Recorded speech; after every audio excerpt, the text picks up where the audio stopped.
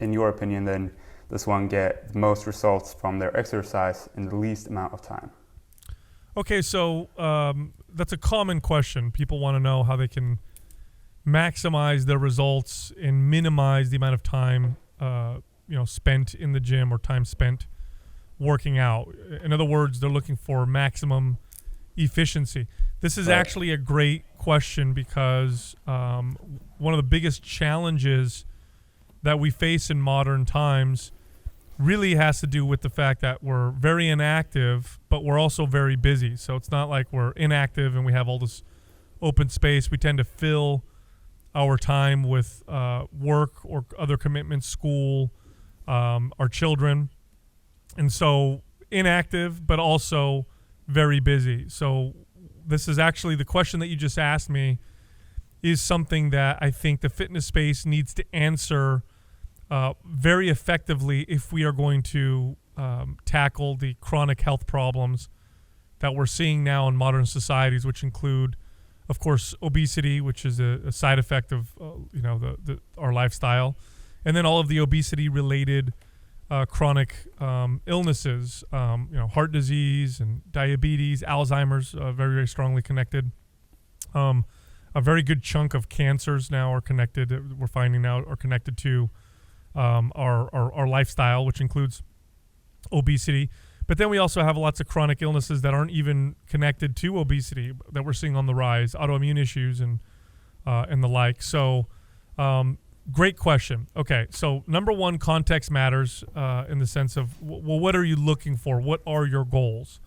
So I'm going to have to speak very generally here because my answer can vary depending on who I'm speaking to. If I'm speaking to an athlete, someone who's very advanced, someone who wants to get as strong as possible, someone who just wants to improve their health. Mm-hmm. So generally speaking, when we're talking about improving health, again, we have to consider modern life. We don't move much. These are the two big problems right here. We don't move much because life is very, it's just designed that way. You wake up, you get in your car, you sit down at work, you get back in your car, you're at home. In the past, life was naturally active. You had to be active just to do your job or wash your clothes or get your food or walk to the store. So it's very inactive just naturally. Number two, food is extremely available. It's very, very available. It's very inexpensive. Markets have done a phenomenal job of making food, energy-dense food, so in other words, high-calorie food, available to most people for very low cost. And food is also, because of this, we have access to pretty much any flavor or experience that we're looking for with food. I mean, I'm in California, and within 10 minutes of where I'm located, I could get Chinese food, Mexican food, Italian food, or I could go on my phone and get on an app and order a burger, a hot dog, pizza, or chicken, or teriyaki chicken. So those are the two big problems: very inactive but busy, so we don't have a lot of time, and lots and lots of food, easily accessible, and it tastes really good.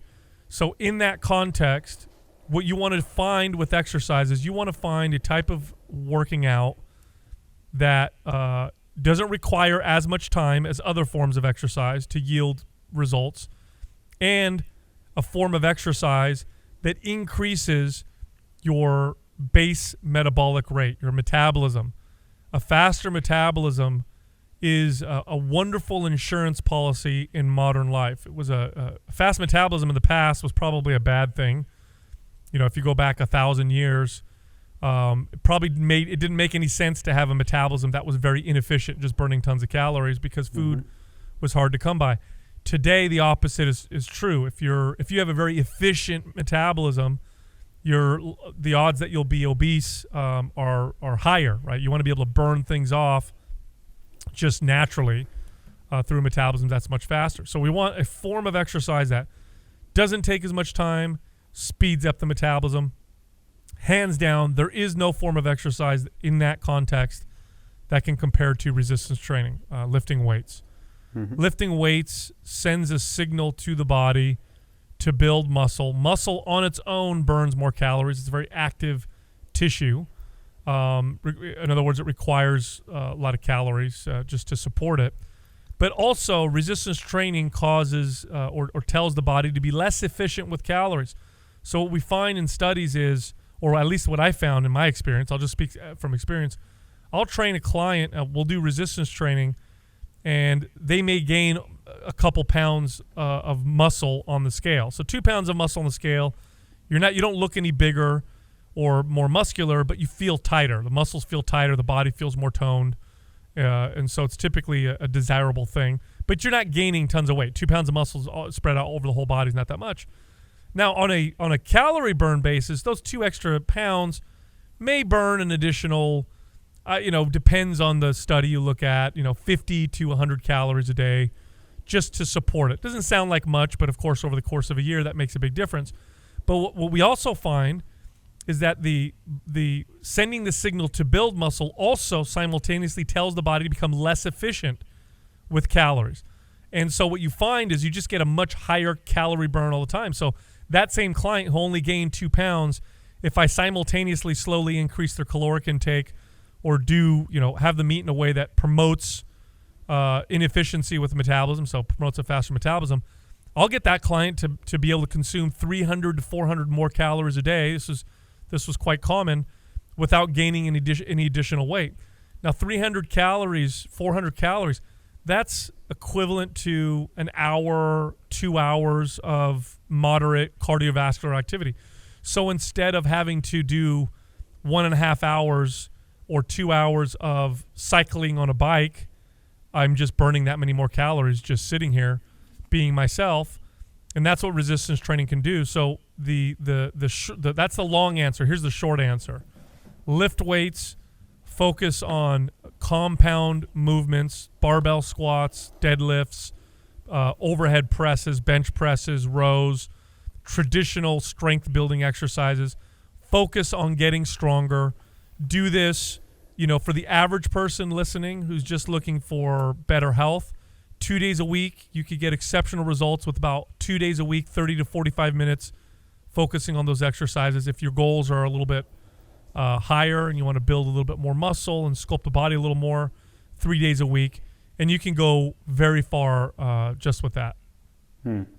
So assuming someone is a complete beginner, how does he or she efficiently get the right technique with these compound movements? Another great question. The drawback, I would say, the Achilles heel of resistance training is the perceived complexity of doing that form of exercise. And I say perceived because I think when we look at when we think to ourselves, I'm just going to go outside and run, that's going to be my form of exercise. It doesn't seem to be that complex. The reality is running is also a very complex form of exercise, and people typically run terribly, which is why it's got such a high injury rate. But to be fair, resistance training just has a lot of variables. There's, off the top of my head, I can name 50 exercises in the next 30 seconds if I wanted to, and I could also name 2 or 3 variations of each of those exercises. So that can seem quite overwhelming to the average person. Like, how do I get started? So what I would recommend somebody do is, number one, when you're looking at your resistance training workout, don't think of it as a workout and think of it as practicing skills. It's a very different mentality. It makes a huge difference in terms of long-term success.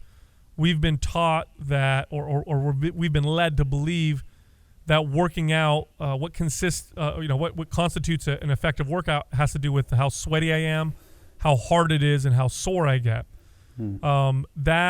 Unfortunately, that message causes people to go out and aim for those things, and because of that, form, technique, effectiveness goes out the window. It's all about those types of things. So forget about that for a second. Forget about sweating and soreness and tired and all that stuff, and just think, I'm going to learn and I'm going to practice this skill. Okay, so that's number one. There's your mentality. Here's number two. There's only a few exercises that you need to practice to get started.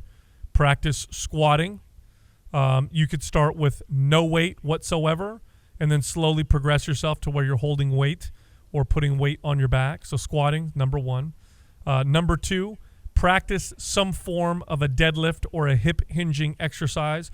So if you've never seen a deadlift, it's the way that you've been taught to lift things properly. So when people say, oh, when you pick something up heavy off the ground, use your legs and throw your hips back and keep your back straight. That's kind of like what a deadlift is. So deadlifting, that's another exercise you'd want to practice. Practice some form of a horizontal press. Push-ups or bench press would be an example of that. And then practice some form of a row.